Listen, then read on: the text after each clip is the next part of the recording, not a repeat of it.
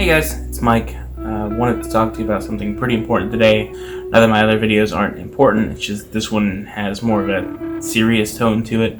For those of you who don't know, and I'm guessing it's quite a few of you, I am on the autism spectrum. I am high-functioning autism / Asperger's, and I wanted to talk a little bit about that as far as what that means to me and what it was like growing up with Asperger's. I was diagnosed on the autism spectrum when I was 9 years old, and then a few months later, when I was 9, I was misdiagnosed with ADHD as a secondary diagnosis. And then again, much later in life, I was kind of re-diagnosed as on the autism spectrum with Asperger's. Now, I never knew about the primary diagnosis. I always thought I had ADHD because that's what I was told. But I always knew that was a little bit off, based pretty much solely on the symptoms I had and how the medication affected me. I never liked the way I was when I was on my ADHD medication. It never felt right to me. Basically, I'm just going to go through the more common symptoms of autism, and I'm going to talk about how those symptoms affected me growing up and how me having those symptoms affected the people around me as far as my friendships and relationships go. There are quite a handful of behavioral symptoms when it comes to autism. A couple of the more well-known ones are inappropriate social interactions and avoiding eye contact. I am terrible at both of those. I'm a lot better now at maintaining eye contact than I used to be, but that's kind of just one of those fake it till you make it situations.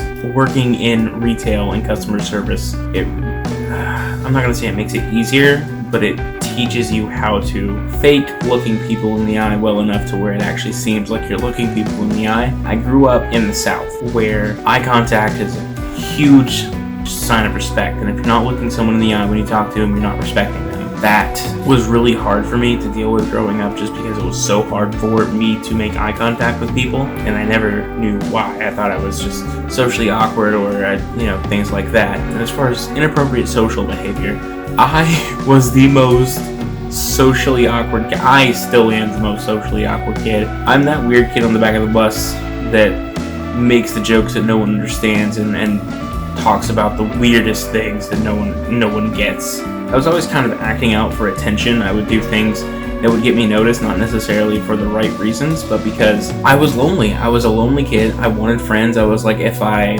do something funny or silly, people will notice me. And the things that I thought were funny or silly, other people just thought was really, really weird. It didn't necessarily give me a lot of friends, but it did get people to talk to me and make me feel less awkward about myself, which, I mean, my friends are my biggest support group. I don't know where I would be without them. I would be in conversations with people and they would go from A to B, a clean, obvious transition as far as the topic at hand, and I would go straight from A to F as far as topics. I would make these connections in my head that would make sense to me, but not really everyone else. And they would be like, dude, what are you talking about? And I didn't realize that not everyone was making these mental jumps in their head as far as the conversation goes. Oops. Compulsive behavior. It's not so much, it's like low-grade obsessive compulsive disorder. You do certain things compulsively. It's not necessarily to extremes.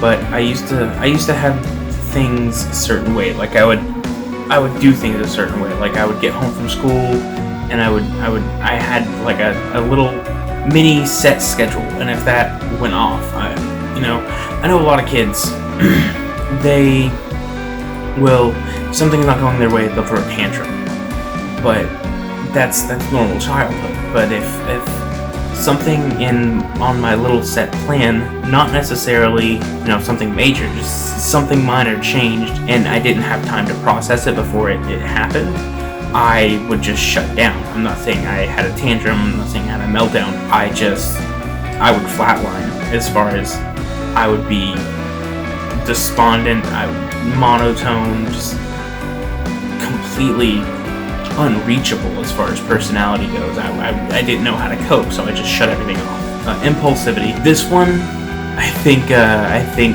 hit me the worst next to the social interactions and the eye contact. I still am. I'm very impulsive. I was very impulsive. Self-control is not something I'm very good at as far as decision making. I don't have a very good grasp of foresight. If I had half of the foresight that I do of hindsight, I would probably be a lot better off in life. But I was always making very reckless decisions and not really thinking about the consequences, or necessarily, not that I wasn't thinking about the consequences, I wasn't thinking about the end goal at all. I would just do things because the idea popped in my head, and I never knew why I couldn't control myself for that. And I tried. Believe me, I tried to control myself as far as those things go. And I could never get the habit of it. Much later in life, I figured out why. Even though I knew I was different, now I knew why. I think Danny from Game Grumps said it best in the Wind Waker playthrough when they were talking about Danny's OCD. How as soon as he knew what it was,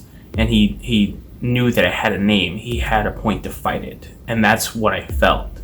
I felt as soon as I knew what was actually, I don't want to say wrong with me, but as soon as I knew what was affecting me, I could better counter it. I could understand what was going on and why I felt the way I felt, if that makes sense. Persistent repetition of words or actions. I do find myself in repetitive states at points. Like if I'm trying to say something and I don't feel like I've gotten my point across, even if everyone around me understands exactly what I'm trying to say, if I don't feel I said it the right way, I will repeat myself until I feel I said it the right way.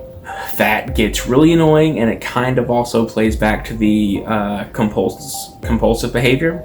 Now, I do want to drop a warning. I am going to talk about self-harm a little bit because it is one of the common symptoms of autism. If you don't like hearing about self-harm, you can skip ahead. Shouldn't be more than a few seconds, honestly, but I do have to respect people who have these issues with this topic. I was never a big self-harmer. I did know a lot of people who were a lot more self-destructive than I was. I think the worst I ever did was give myself an eraser burn because I thought it would make me cool. I thought others would be impressed with my pain tolerance, which was relatively low. I was not a very tough kid, but I did have a lot of self-harming thoughts, which plays into depression, which is another huge symptom of autism and Asperger's, which, ding ding ding, I was diagnosed with depression at a very, very, very young age. Who'd have thought it? Learning disabilities or speech delays. I never necessarily had speech delay or anything like that to the best of my knowledge. Then again, I can't remember before like 4 years old, so I don't know if I was talking yet. I do, my earliest memory does have me talking, so there is at least that. As far as learning disabilities go, it was very hard for me to concentrate in school and learn. I never necessarily had trouble with the topics at hand or learning or anything like that. It was doing the schoolwork. I could never focus long enough to complete an assignment. When I did, I passed with flying colors, or if it was something very engaging, I was able to do it no problem. But if it was just boring, monotonous work, I could never really get into it. Psychological symptoms include depression or lack of empathy. I'm kind of the exact opposite on that second one. I am a little too empathic sometimes, empathetic of others. I wear my heart on my sleeve, and others know how to hit me in it, not even meaning to sometimes. But as far as depression goes, yes, that is a big one. I have suffered from depression for a very, very long time. It comes and goes in its severity, but it's never really gone. I'm not going to say that's all because of the autism, but I will say that depression at such a young age. I think when I was actually diagnosed with depression, I wasn't even a teenager yet. I think I was still a preteen. It manifested itself as anger disorders, but it was still, a type of depression. And I never understood why I was so sad. I had a decent life. I mean, everyone has complaints, but as far as my actual life went, it was nothing depressing. I just had these thoughts and these feelings and things like that, and it was really hard for me, and it made it even harder when I didn't understand why it was so hard for me. Another super common symptom of autism is social anxiety. Yes, I have had full-blown panic attacks before, being in social situations and just getting too anxious about one thing or another. And when I have these anxiety attacks, it takes me forever to calm down. I think I've been in a full-blown anxiety attack for 4+ hours one time, just completely inconsolable, sitting in my room, and it's mostly a blur, honestly, because I kind of shut down during these, which is probably for the better, because from what I've heard, it's not a pretty sight. Sensitivity to sound and lights, and basically any kind of high sensory activities and interactions, I'm very, very sensitive to. Lights, lots of sounds, lots of people talking at once, lots of moving things going around, just lots of things going on around me, and that it also triggers the anxiety. It gets to a point sometimes where I just shake, and I have to try as hard as I can to focus on my own body, my own movement, my own, I have to focus on what I can control, and at that time, the only thing is myself. So I have to focus on my breathing, on the thoughts in my. I basically have to shut down my senses to get rid of the sensory overload, and that can take minutes to hours for me to recover fully, depending on how long I'm exposed and how quickly I can shut it all down. Tics. This is a fun fact. Tics are a common side effect of autism and Asperger's, but I also have Tourette's. Very minor Tourette's, so it's hard for me to differentiate whether this is a symptom of one or the other, but I know I have both, so I just roll with it. I usually say I have Tourette's, instead of, hey, I have autism, here's my list of symptoms and things you should avoid, because I don't want to bring attention to this unless I have to. If someone is close to me, I'm glad to share, but I'm not just going to walk up to random people on the street and say, hey, I have autism, here's things not to do around me, because I don't like inconveniencing people, and I know my personal health, or I know my mental health is not an inconvenience to someone, or rather it shouldn't be, but that's just how I've always been. Very apologetic, very, very quiet, very soft-spoken.